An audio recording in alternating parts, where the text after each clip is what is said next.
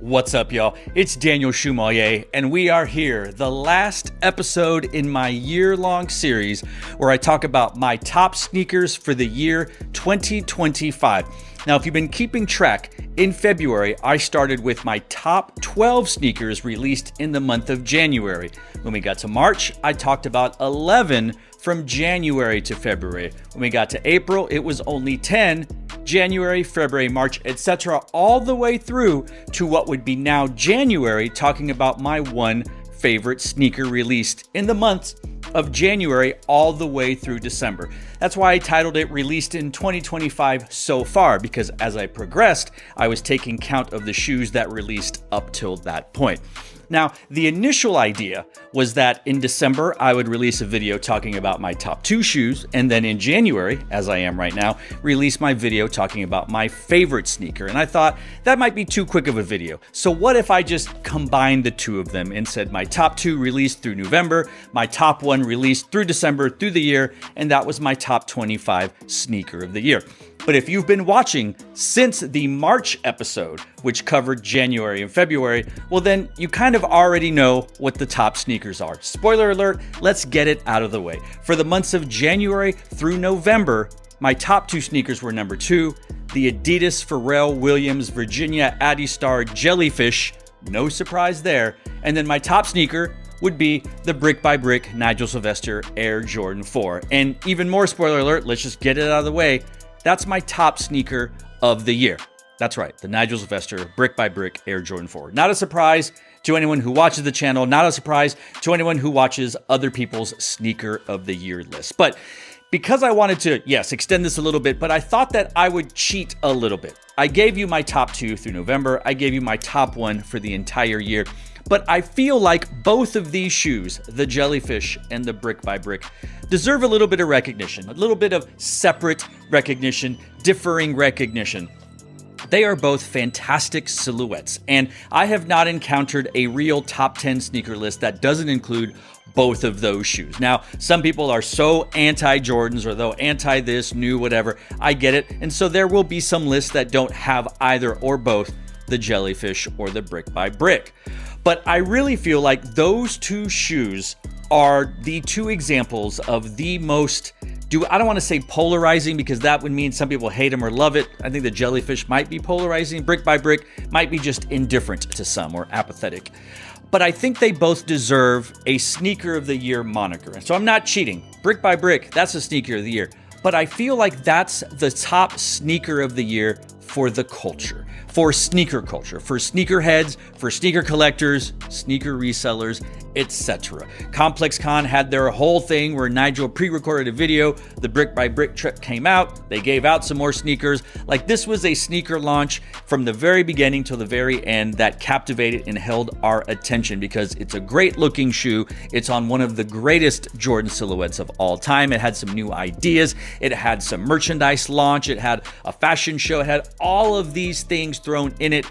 And it had, which I have said from the very beginning of this year, the most important collaborator in Nike/Jordan brand stable, Nigel Sylvester. So for me, this shoe is the shoe of the year for sneaker culture. And yes, resellers are still, I just saw one today. One of my friends was selling one for $650. Yes, the resale market has kind of tempered. If we were at the heights of post-COVID stimmy check era, I think this would be in over 1,000. I think that's where we would be. Finances have gone down. Yes, we are in a recession. We're heading in worse. The economy is not in great shape whatsoever, which is why we felt the need to go remove somebody from another country, but that's a whole other channel altogether.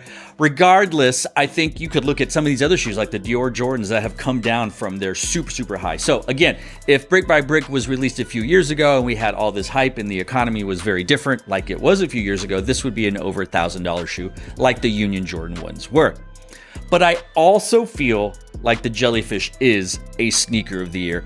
A sneaker of the year for fashion. Now, I can't take credit for this differential, this definition of them both. I did come across it on sneaker Twitter. I can't remember who it was. It was a reply to a larger channel. And they said, Brick by Brick, sneaker culture, Jellyfish, fashion. And I totally agree with that. Obviously, you have Pharrell Williams, who is the head of fashion for Louis Vuitton. So that kind of marries those worlds together. Though Pharrell Williams has been with Adidas for some time, setting the world on fire, the sneaker world on fire, back when Adidas and Boost were right near the top, if not fighting for the top with Nike. And I know that's all negligible because Nike was still a massive company, but Adidas was really fighting up with Boost and Yeezy, Pharrell Williams.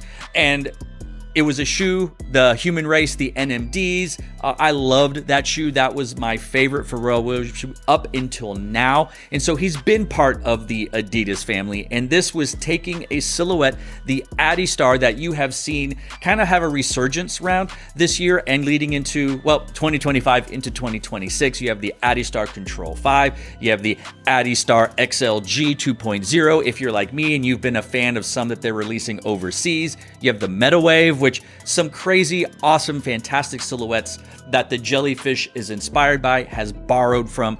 And whether you believe all these other lists or not, you have your GQs, your Vogues, your footwear news, like stuff like that are really hyping up the jellyfish. And so I really feel like both of these shoes are definitely worthy of being called a top sneaker of the year. But again, for the culture, brick by brick, Jordan 4, because it's a Jordan 4. For fashion, I would agree. I would say that for fashion, the top sneaker of the year probably is the jellyfish. And Adidas is no stranger to releasing top quality sneakers and silhouettes and collaborations that gear more towards the fashion world at large than just the U.S. sneaker culture that permeates the rest of the globe. Rather, you have the Wales Bonner collaborations, which are very hoity-toity, to use a very scientific term. It's a little bit more money. The textures, the materials, the thought process, the stories are a little bit more fashion forward than your normal everyday Adidas Samba sneakerhead, for example. Edison Chen with the Clot, a lot of that stuff is fashion forward. And if you watch fashion shows where it's about clothing and bags and stuff, a lot of the stuff isn't meant for the streets. It's runway stuff, and then it trickles down, and you get sort of the takedown of the fashion world that you start wearing, females, males, etc. You see it all over the place. And I think that there is an element of that they have brought to sneakers. Not just those two artists. I'm sure other people can let us in the comment section down below. Gosha Rubchinsky, is that the right name? Man, I loved a lot of those shoes. Like, there's a lot of that stuff that Adidas collabs with that isn't as like street culture hip. Nike grabs those collaborators and they go crazy, which is why when Adidas partnered with Kanye on Yeezy, it was like groundbreaking for that company, because it was someone that was, had their finger on the pulse, was pushing the pulse, their ear to the culture. Some would say defining the culture, and that's fine. We'll go with all of that. Jerry Lorenzo was probably a little bit more on the fashion forward side than the current state of sneaker street culture, maybe sneaker. Fear of God Essentials is right there. But I really feel like this jellyfish just is another one where Adidas is in the fashion forward world of sneakers, and again, where Nike is in the current state of sneaker culture.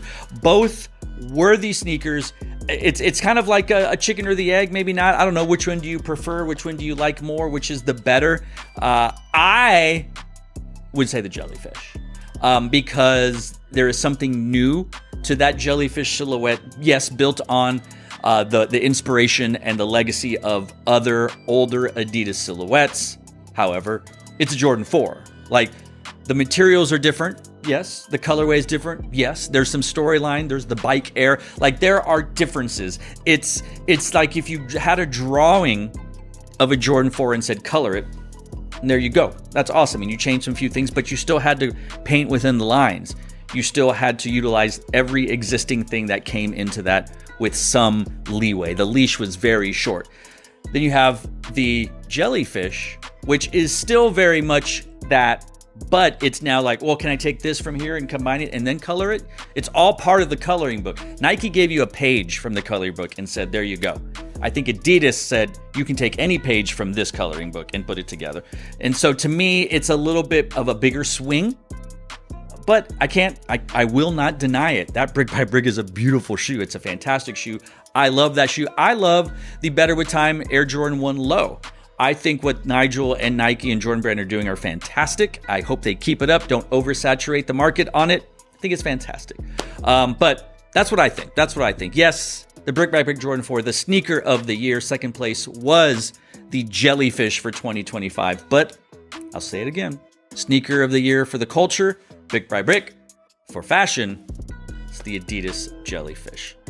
Let me know what you think in the comment section down below about all of this. If you're bored and want to know how much the list has changed over the year, well, go back and watch them. They're in a playlist.